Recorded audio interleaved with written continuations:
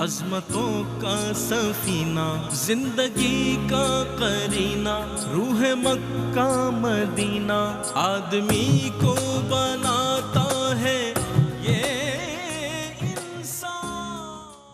جی ناظرین، آپ کا خیر مقدم ہے۔ الحمدللہ آج پہلا روزہ اختیار کیا ہم نے۔ اللہ کا بے پایا احسان ہے کہ اس نے یہ ماہ مبارک ہمیں صحت و سلامتی، عافیت اور ایمان کے ساتھ نصیب فرمایا ہے۔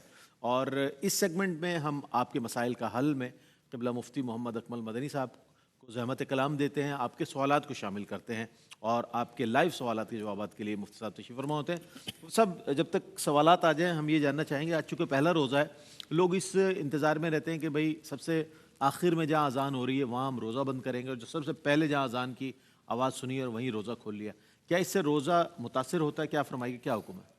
بسم اللہ الرحمن الرحیم۔ اگر مستند ذرائع ہیں پھر تو یہ آگے پیچھے میں تو کوئی مسئلہ نہیں ہے، لیکن جانب تقویٰ اور احتیاط اسی میں ہے کہ افطار اس اذان پر کریں اگر کرنا چاہیں جو سب سے اینڈ میں ہو، اور سحری اس پر کریں کہ جو سب سے پہلے بند کروا رہا ہو، اگر چینل سے آپ کر رہے ہیں تو۔ ورنہ بہترین یہ ہے کہ کوئی نمازوں کے اوقات کا کیلنڈر آپ کے پاس ہونا چاہیے جس میں فجر کا وقت لکھا ہو، اس سے 15-20 منٹ پہلے پاسبل ہو تو کھانا پینا بند کر دیں۔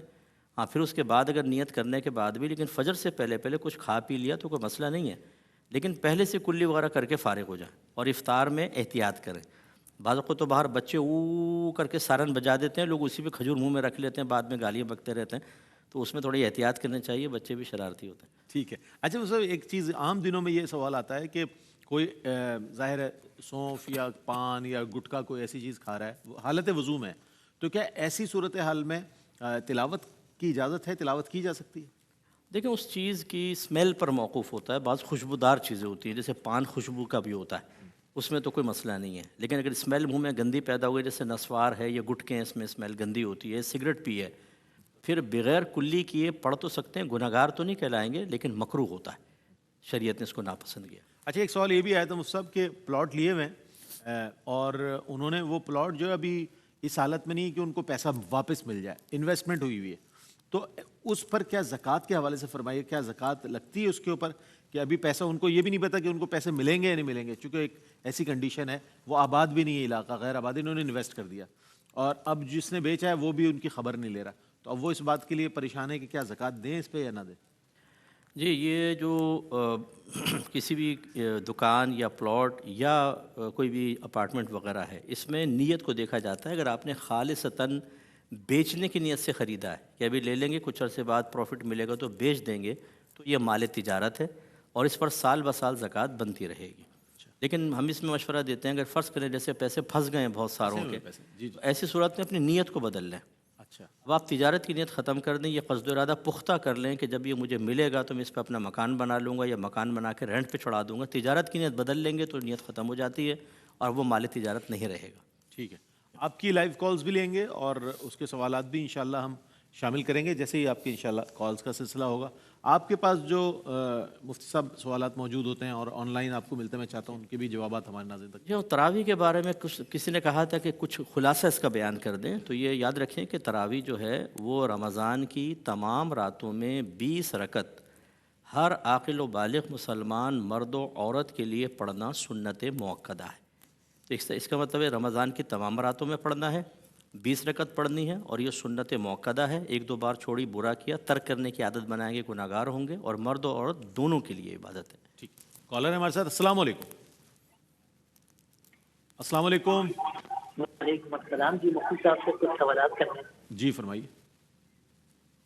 جب ٹوتھ پیسٹ کرنے سے روزہ ٹوٹ جاتا ہے، اور دوسرا سوال یہ ہے کہ کیا وومیٹنگ سے، الٹی سے بھی روزہ ٹوٹ جاتا ہے؟ ٹھیک ہے، کوئی اور سوال آپ کا؟ بہت شکریہ۔ جی صاحب، کیا فرمائیے؟ حالت روزہ میں پیسٹ بہت ضروری ہو تو کریں، مثلا کوئی پبلک ڈیلنگ کا کام ہے اور گمان ہے کہ اسمیل کی وجہ سے لوگوں کو تکلیف پہنچے گی، تو صرف اوپر تھوڑا سا دانتوں پہ کر کے بڑی احتیاط سے کلی کریں کہ حلق میں ایک قطرہ بھی نہ جائے، اگر چلا گیا تو ٹوٹ جائے گا، تو تھوڑی سی اسمیل پیدا ہو جائے تو اس کی گنجائش نکل سکتی ہے، ورنہ اگر گھر میں ہی ہے تو نہ کریں، مسواک وغیرہ کر لیں، بہت بہتر ہے۔ اور وومیٹنگ سے روزہ 3 شرائط جمع ہوں تو ٹوٹتا ہے، 3 جو ہے نا وہ تب ٹوٹتا ہے، مثلا ایک تو روزہ یاد ہو، دوسرا جان بوجھ کر وومیٹنگ کے لیے کوئی عمل کیا ہو، تیسرا منہ بھر قے ہو۔ منہ بھر کا مطلب جو بہت پریشر کے ساتھ آتی ہے، اگر پریشر کے ساتھ نہیں آئی، مثلا 3 میں سے ایک شرط بھی نہ ہو، مثال کے طور پر روزہ یاد نہیں تھا، جان بوجھ کے کیا، منہ بھر آ گئی، نہیں ٹوٹے گا۔ روزہ یاد تھا، جان بوجھ کے کیا، منہ بھر نہیں آئی، یعنی تھوڑی سی آئی، نہیں ٹوٹے گا۔ روزہ منہ بھر کی، جان بوجھ کے ہوا، روزہ یاد نہیں تھا، نہیں ٹوٹے گا۔ تو یہ 3 شرطوں کا اجتماع ہوگا تو وومیٹنگ سے ٹوٹتا ہے، ورنہ نہیں۔ بہت شکریہ مفتی صاحب، آپ تشریف لائے اور ماشاءاللہ ابتدا سے لے کر اب تک ہمارے ساتھ رہے۔ ناظرین، یہ سلسلہ جو روزانہ جاری رہے گا۔ آسان نیکی آخر میں یہ چند الفاظ آپ کے لیے، اور اللہ کرے کہ اس پر ہم عمل کر سکیں۔ نیت کا ایک اپنا ثواب ہوتا ہے، نیت کو خالص کر لیں، چونکہ نیت کرنے میں نہ آپ کا پیسہ خرچ ہو رہا ہے، نہ آپ کی کوئی جسمانی مشقت ہو رہی ہے۔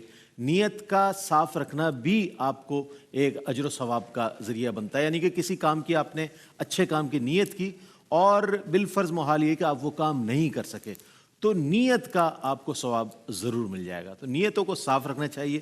ویسے بھی بخاری شریف میں جو پہلی حدیث ہے انما الاعمال بالنیات، تمام اعمال کا دار و مدار نیتوں پر ہے، تو اس اعتبار سے ہمیں نیت کو بہت صاف اور کھرا رکھنا چاہیے تاکہ ہمارے اعمال جو ہے اس کی جزا اللہ کی بارگاہ سے بہترین انداز میں مل سکے۔ اس کے ساتھ ہی اپنے میزبان محمد رئیس احمد کو اجازت دیجیے۔ اللہ حافظ۔ رحمتوں کا مہینہ، عظمتوں کا سفینہ، زندگی کا قرینہ، روح مکہ مدینہ، آدمی کو بنا